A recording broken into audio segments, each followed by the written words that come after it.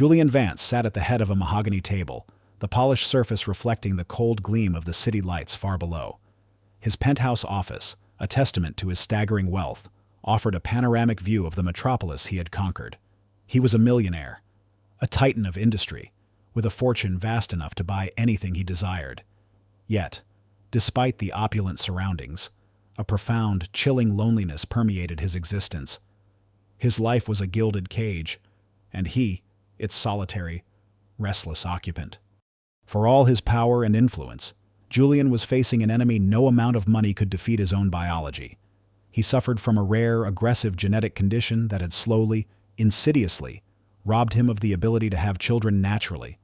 His lineage, his vast empire, faced the terrifying prospect of dying with him. The thought gnawed at him, a relentless torment that eclipsed all his material achievements.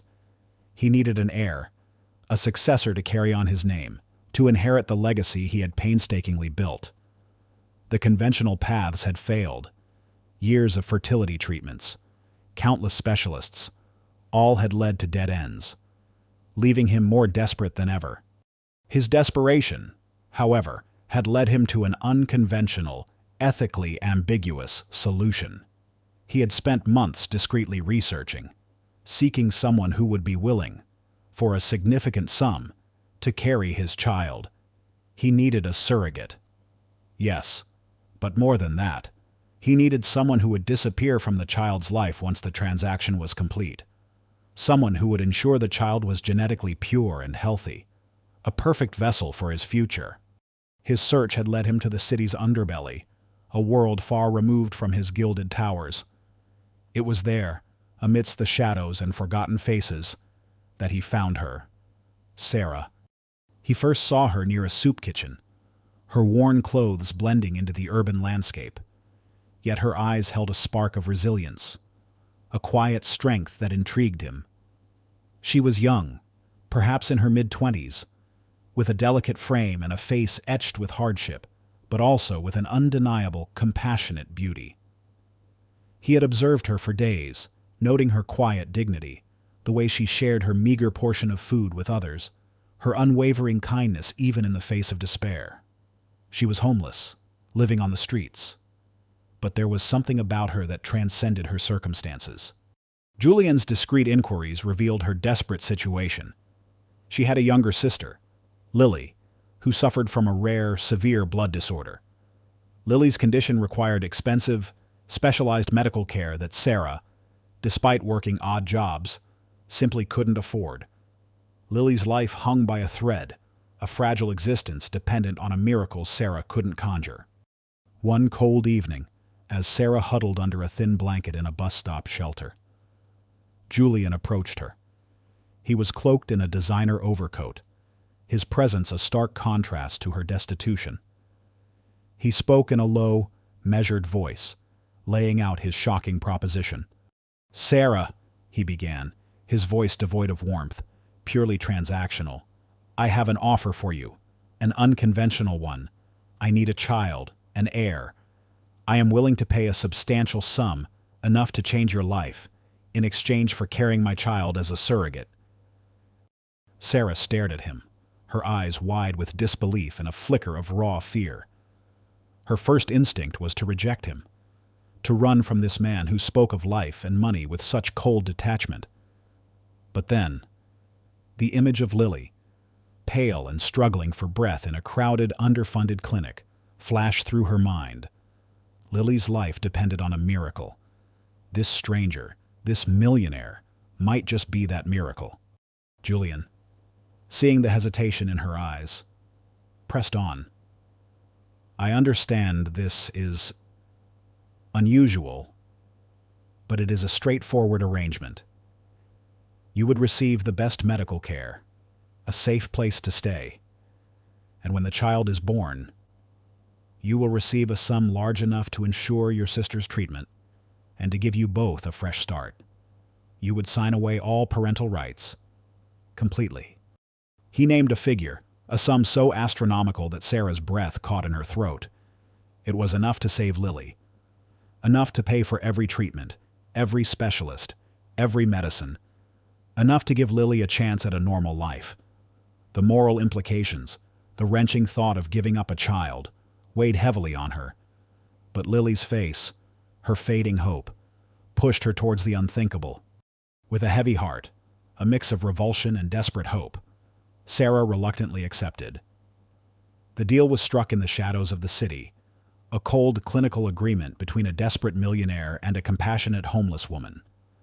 Julian saw only a transaction, a means to an end, a solution to his barren fortune. Sarah saw only a lifeline, a chance to save the one person who mattered most in her world.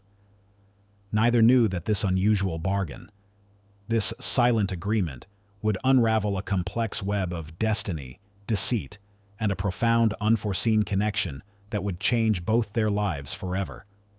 The stark contrast between Julian Vance's world and Sarah's couldn't have been more pronounced. One night she was huddled against the biting wind in a bus shelter. The next, she was stepping into a world of hushed luxury. Julian, a man who believed in absolute control and efficiency, wasted no time.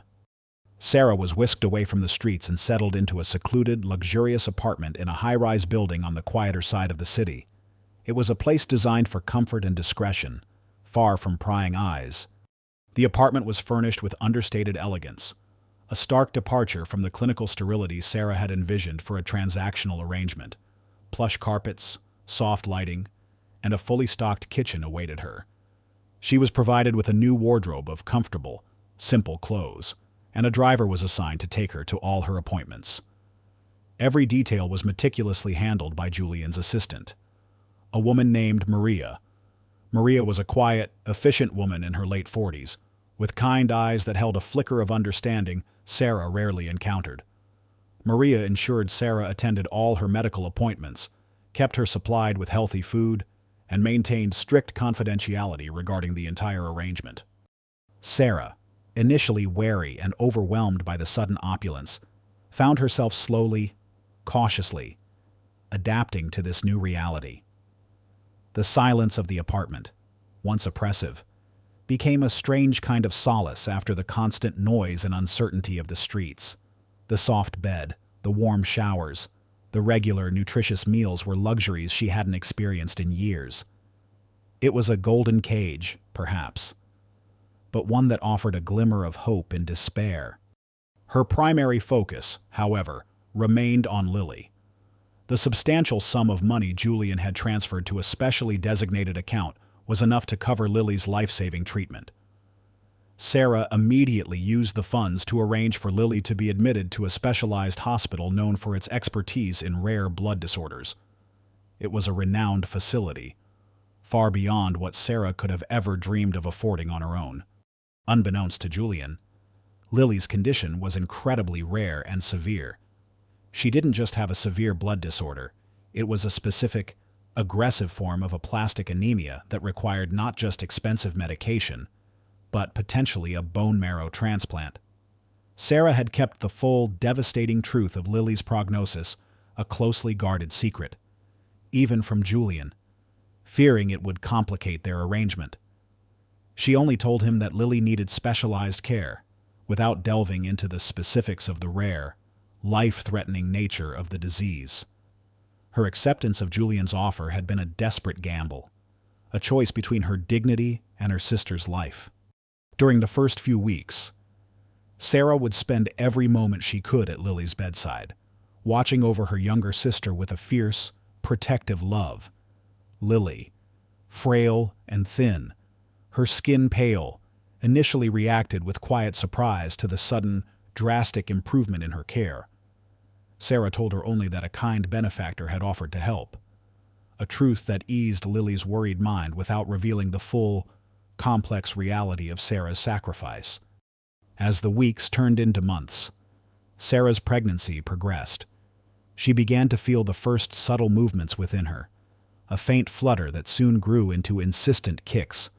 A profound, unexpected maternal bond began to form, a connection that both thrilled and terrified her. She knew this child was not hers to keep, but a part of her heart was already irrevocably linked to the life growing inside her. Julian, true to his word, kept his distance, his interactions limited to weekly calls with Maria to check on Sarah's progress.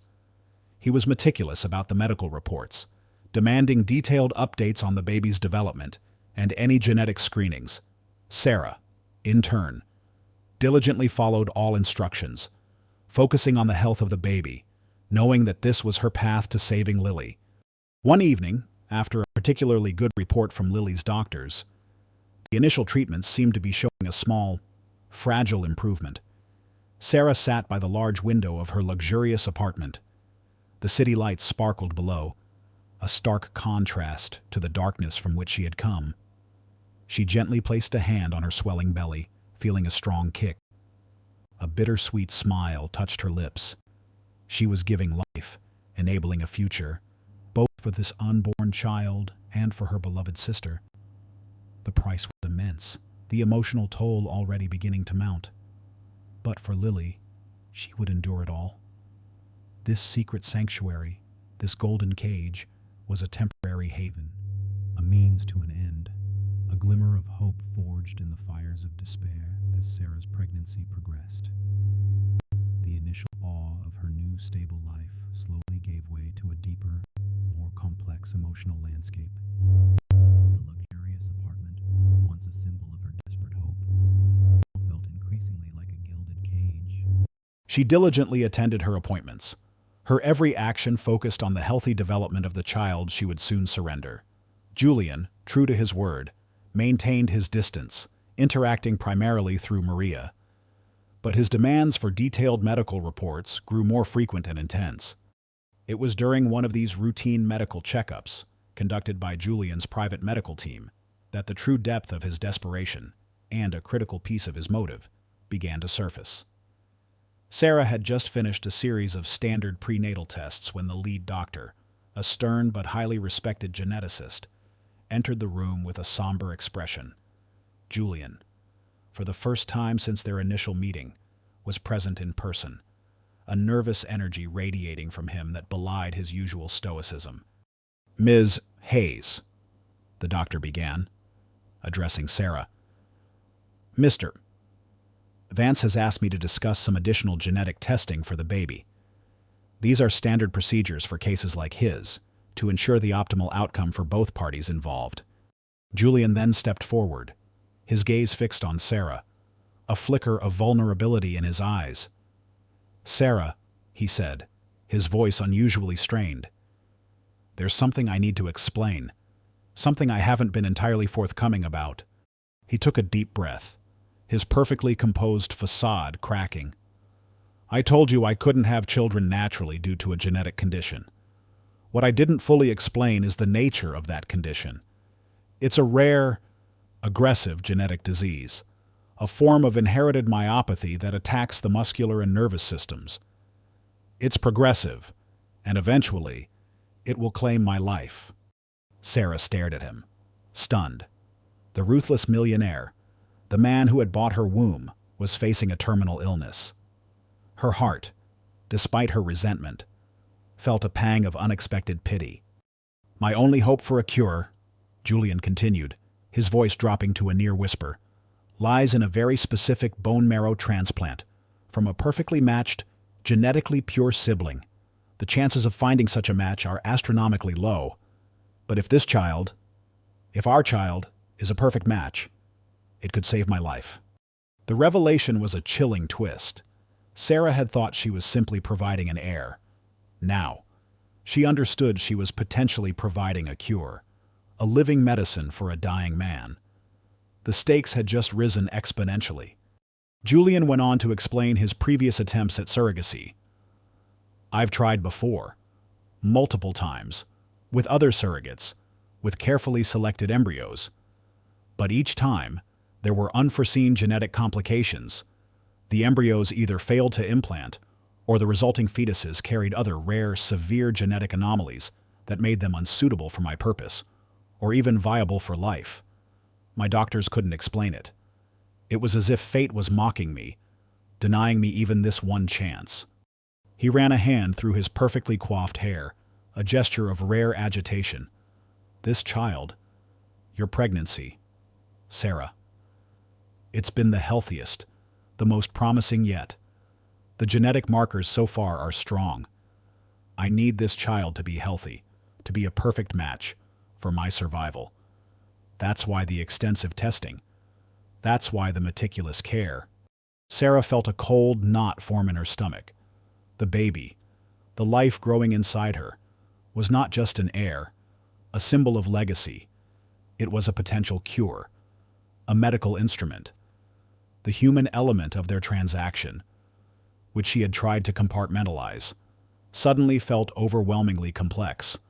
The bond she was forming with the unborn child, the profound maternal instincts that were awakening within her, clashed violently with the knowledge that this child's very existence, in Julian's eyes, might solely be for his own survival. As Julian left, the doctor approached Sarah, sensing her distress. "It's a difficult situation, Ms. Hayes," he said gently. "Mr. Vance's condition is indeed severe. He's been fighting it for years. This child is his last hope, medically speaking, for a chance at a normal life." Sarah nodded, her mind reeling. She thought of Lily, her own precious sister, whose life also hung by a thread, dependent on expensive treatments.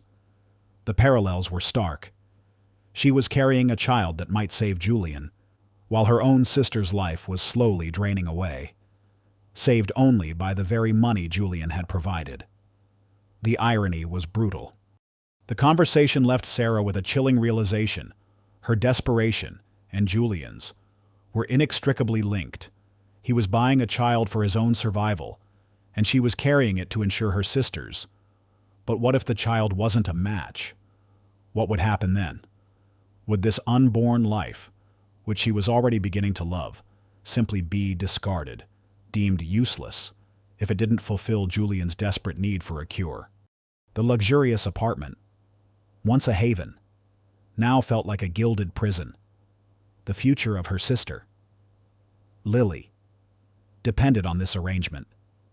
The future of this unborn child, a life she was carrying, was now intertwined with the desperate hope of a dying millionaire. Sarah was caught in a moral labyrinth, where every choice was tinged with sacrifice and an agonizing uncertainty. The whispers of a hidden illness had revealed a much darker, more complicated truth, trapping her in a web of medical desperation and unspoken fears. The revelation of Julian's terminal illness and his desperate need for a cure from the unborn child cast a chilling shadow over Sarah's pregnancy. The luxurious apartment, once a refuge, now felt like a gilded cage, trapping her in a profound moral dilemma. The life stirring within her was no longer just a transaction. It was a beacon of hope for a dying man, and simultaneously, a life she was growing to cherish with an intensity that both thrilled and terrified her. Sarah spent her days in a swirl of prenatal appointments and visits to Lily's hospital room. Her sister, her precious, fragile Lily, was showing initial signs of improvement. The specialized treatments, funded by Julian's money, were slowly, tentatively, coaxing life back into Lily's pale form. Her eyes were a little brighter, her voice a little stronger. This progress, however, came with an astronomical price tag. Each new test, each specialized medication, was a stark reminder of the immense financial cost of her continued treatment. This solidified Sarah's resolve to see the surrogacy through. No matter the emotional toll, Lily's life depended on it. Yet, as the weeks passed, a powerful, undeniable maternal bond began to bloom within Sarah. She felt every flutter, every kick, with a growing tenderness. She would talk to her belly, whispering lullabies she remembered from her own childhood, sharing her quiet hopes and fears. This wasn't just a biological process. It was a profound connection, a deepening love for the tiny life she was nurturing. The thought of the impending separation, of giving up this child, now brought a sharp, agonizing pang to her heart. It was a pain she hadn't anticipated, a grief that started even before the loss. She grappled with the ethical implications of her decision. Had she made the right choice? Was it fair to bring a child into the world, knowing it was destined to be a cure, a medical instrument, rather than a beloved offspring in a traditional family. The cold, transactional nature of the agreement, which had initially seemed like her only lifeline, now felt monstrous. She wondered if Julian truly saw the baby as a child, or merely a means to an end. One afternoon, during a routine ultrasound, Sarah watched the grainy image on the screen, mesmerized by the tiny, developing features. The technician, oblivious to Sarah's internal turmoil, pointed out the strong heartbeat, the healthy limbs. A wave of overwhelming love washed over Sarah, a fierce protectiveness that made the thought of parting with this child almost unbearable. That evening, Maria, Julian's assistant, visited the apartment with an update on Lily's treatment. Maria, usually stoic, lingered a moment longer than usual, her kind eyes softening as she looked at Sarah's growing belly. "You're going to be a wonderful mother, Sarah," she said quietly. "Even if it's not in the way you originally imagined." Sarah looked at Maria, sensing a rare moment of genuine empathy. "Do you think I'm doing the right thing, Maria?" she asked, her voice barely a whisper. "Giving up a child, even for Lily." Maria sighed softly. "Life forces us into impossible choices. Sarah, you're doing what you believe is right to save your sister. And a child born from such a courageous act of love, even under these circumstances, will always carry a part of that strength. Julian. He's a complex man, but he truly desires this child, for his own reasons." Maria's words offered a small comfort, a fragile validation in the face of her overwhelming doubts. Julian, meanwhile, remained a distant figure, his interactions still primarily through Maria. He continued to demand detailed genetic reports, his focus unwavering on the child's potential as a bone marrow match, his increasing fixation on the baby's health, however, seemed to stem not just from a scientific need, but also from a growing, unspoken attachment. He would sometimes ask Maria for small, non-medical updates. Is she active? Does Sarah feel strong movements? These fleeting questions, though seemingly clinical, hinted at a paternal curiosity he dared not express openly. As the due date drew nearer, the shadow of a choice loomed larger. Sarah knew, with a heartbreaking certainty, that she would have to say goodbye. The money for Lily's treatment was secured, but the emotional cost would be immense. She pictured Lily's bright smile, her improving health, and the future they could now have together. That image was her anchor, her unwavering resolve in the face of the impending heartache. She would endure the pain of separation for Lily. She would fulfill her part of the agreement, no matter the emotional toll. The desperate hope that had driven her to accept this bargain was now intertwined with a profound, unwavering maternal resolve. The day arrived with a mixture of anticipation and dread. Sarah, her body heavy with the culmination of her sacrifice, was admitted to the hospital. Julian Vance, informed by Maria, arrived shortly after. His face a mask of his usual composure, yet his eyes betrayed a flicker of nervous energy.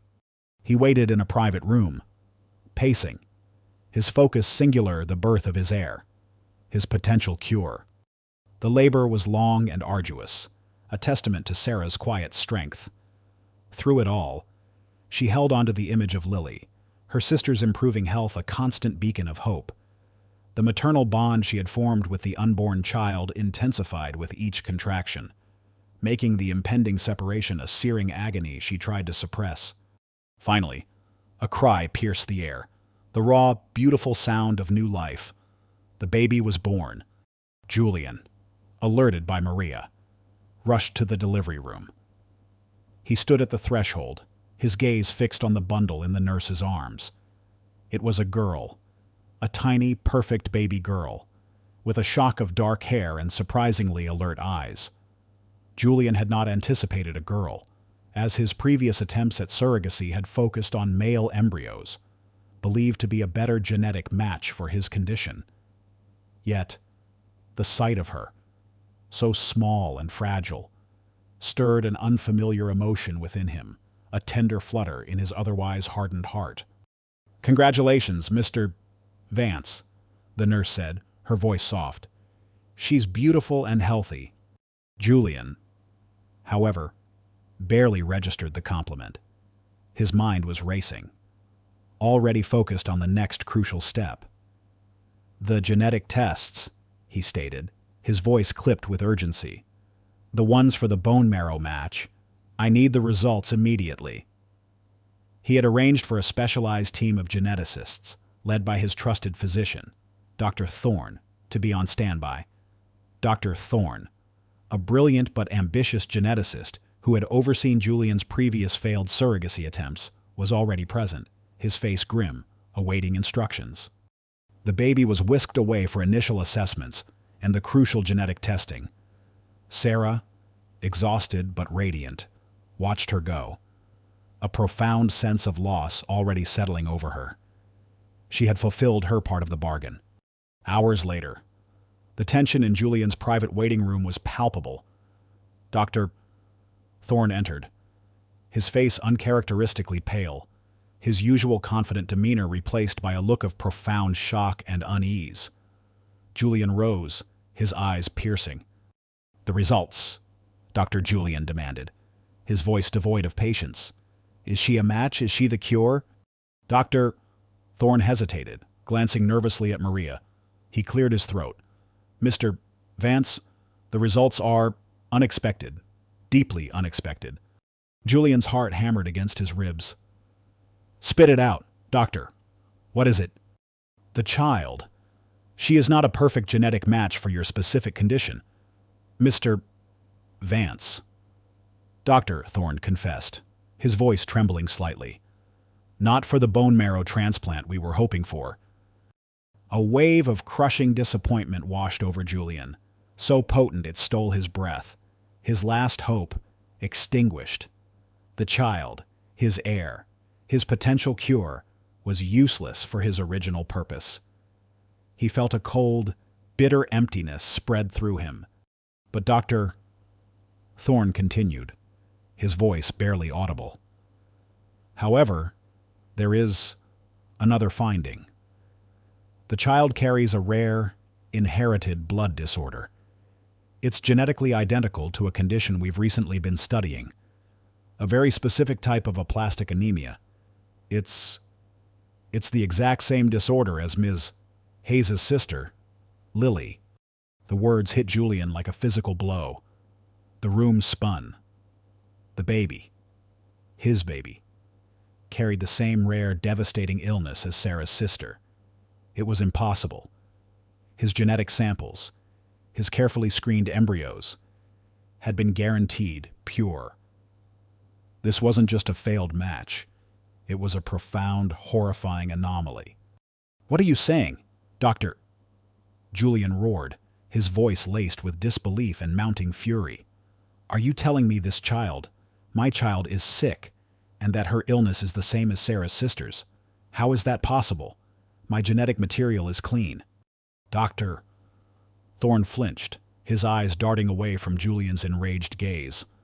He stammered, trying to formulate an explanation, but his composure had completely unraveled.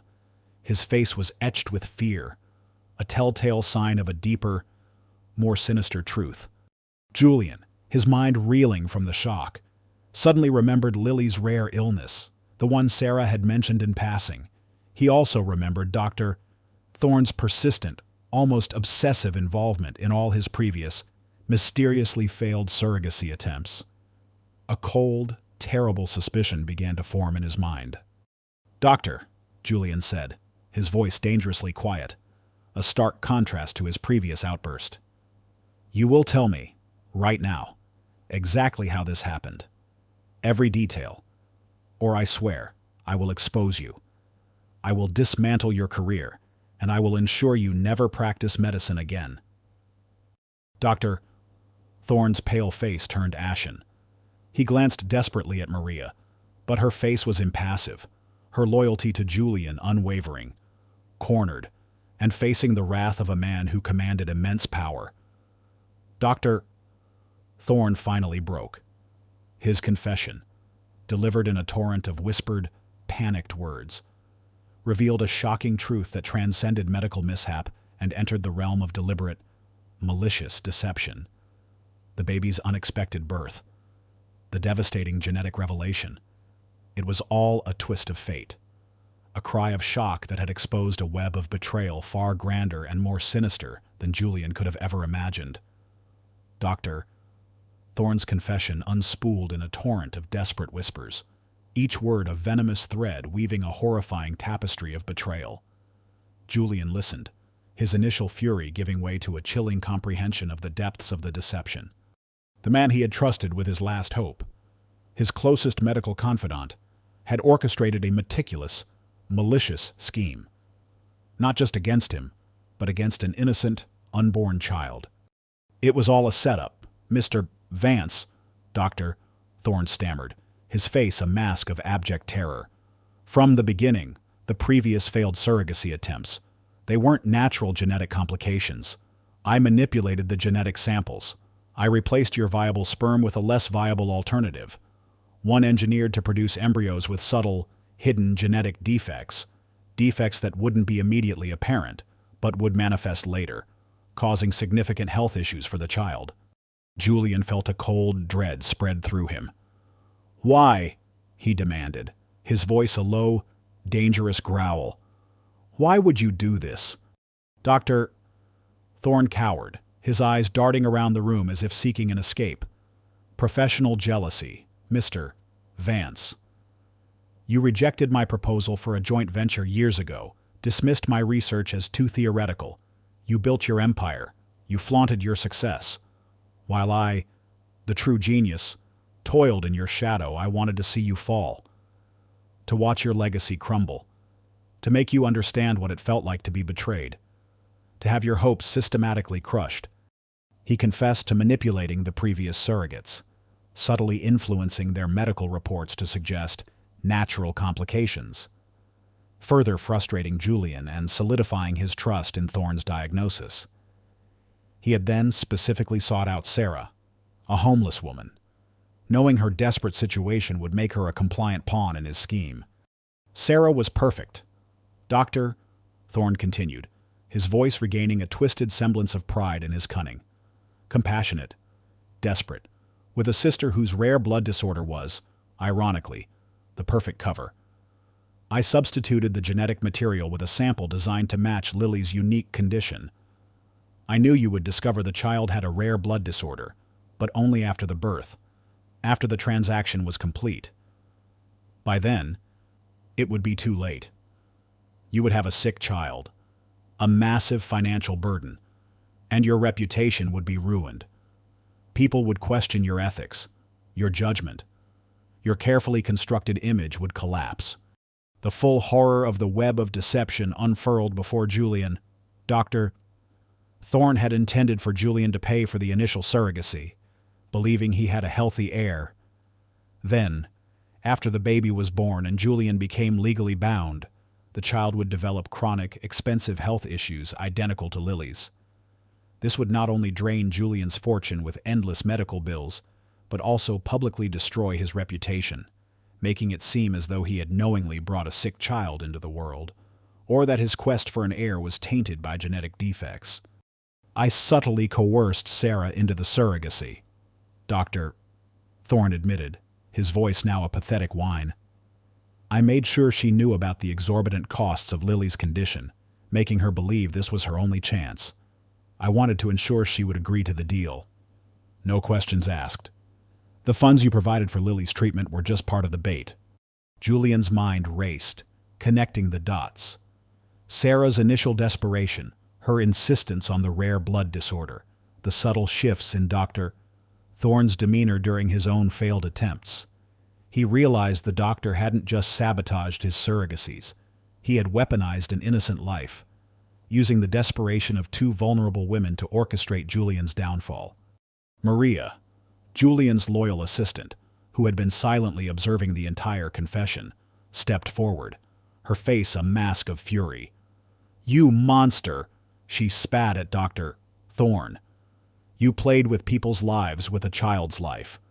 Dr. Thorne, seeing no escape, simply crumbled, begging for mercy. Julian felt a profound wave of disgust, but also a chilling clarity. The void he had felt for so long, the absence of a genuine connection, was not just due to his own choices, but to the deliberate, cruel machinations of others.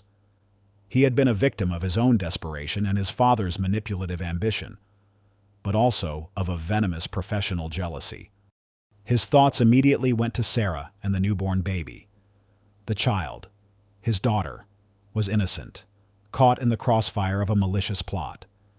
And Sarah, the compassionate woman who had sacrificed her body and soul to save her sister, had been unknowingly used as a pawn.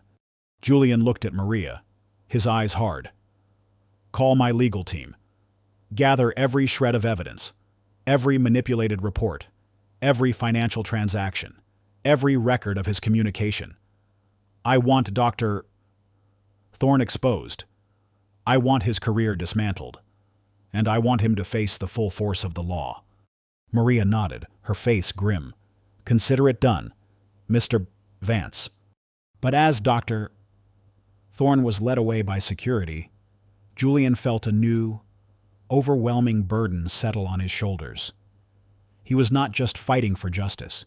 He was fighting for the innocence of his child, for Sarah's dignity, and for the very legacy he had desperately sought to build.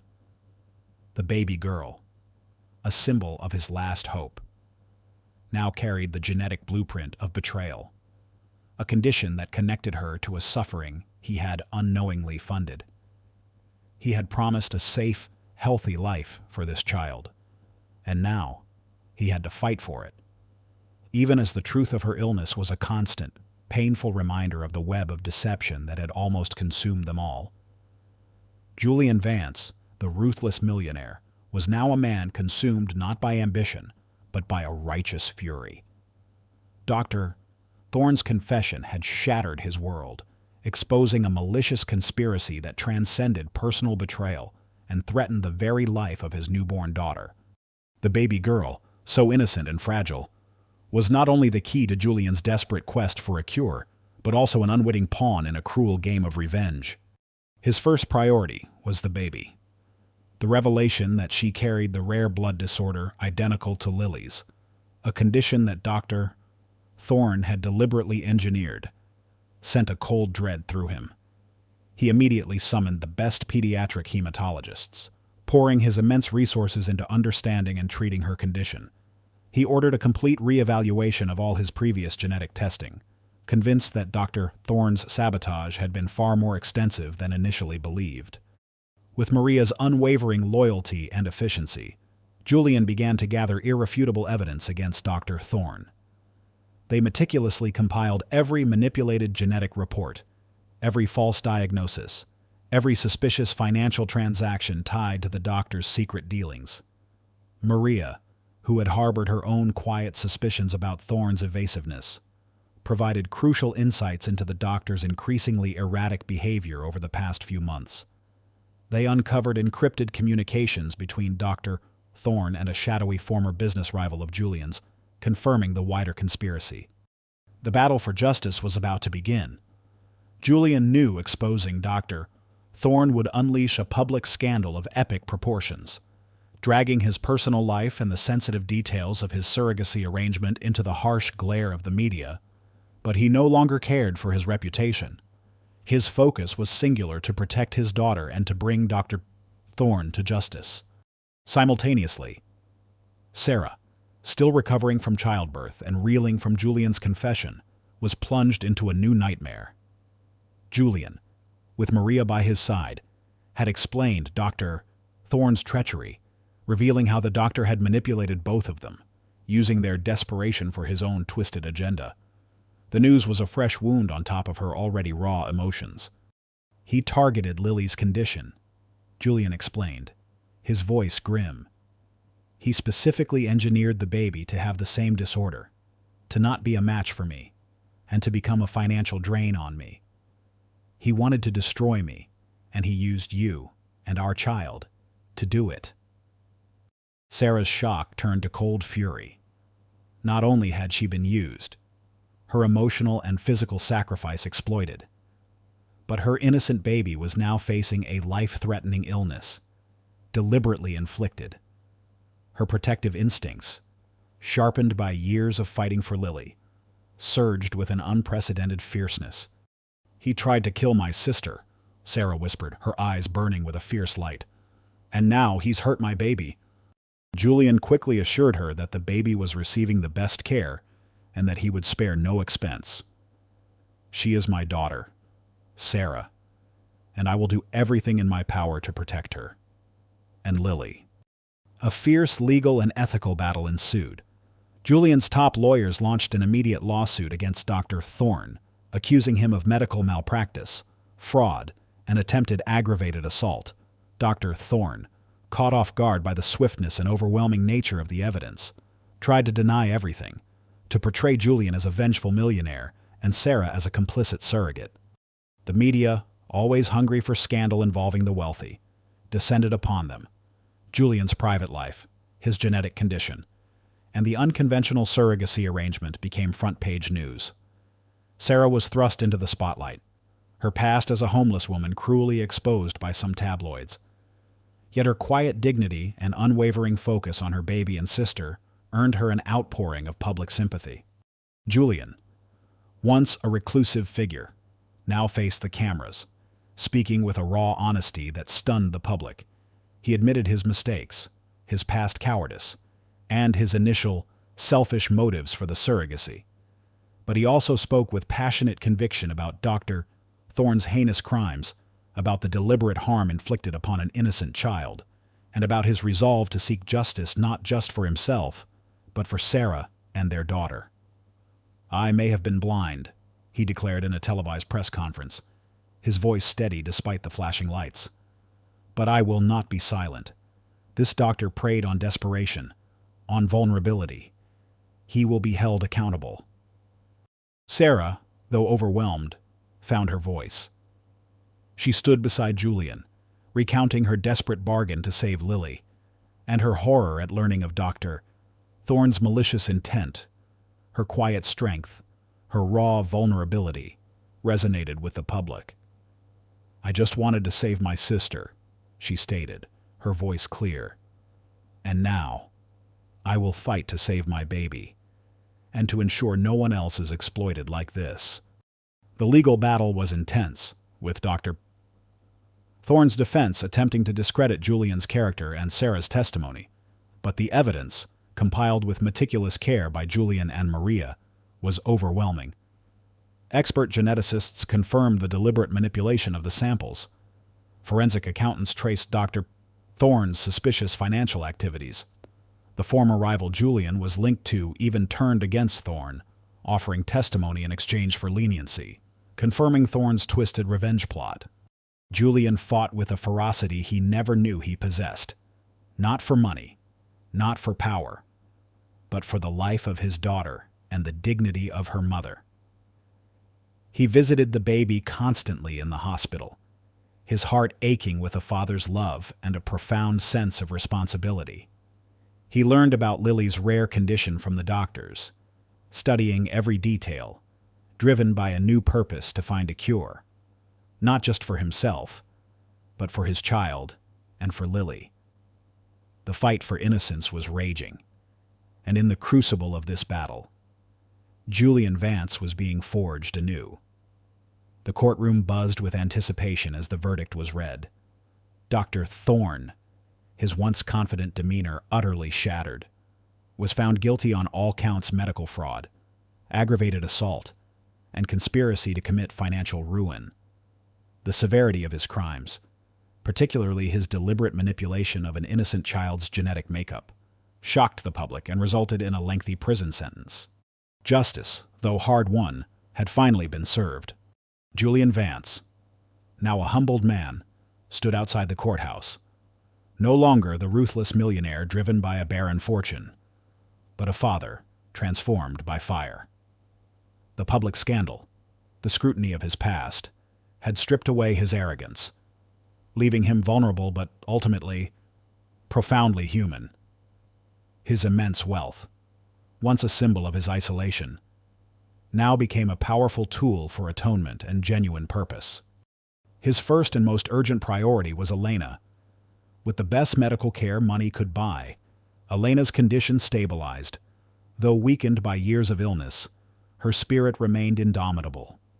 She spent her days surrounded by her grandchildren, their laughter filling the once somber house.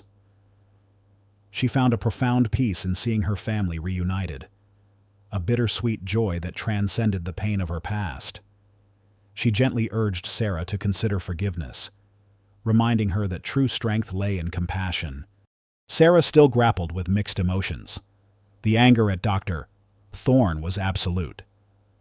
But her feelings towards Julian were complex. She saw his genuine remorse, his relentless fight for justice, and his newfound devotion to their daughter.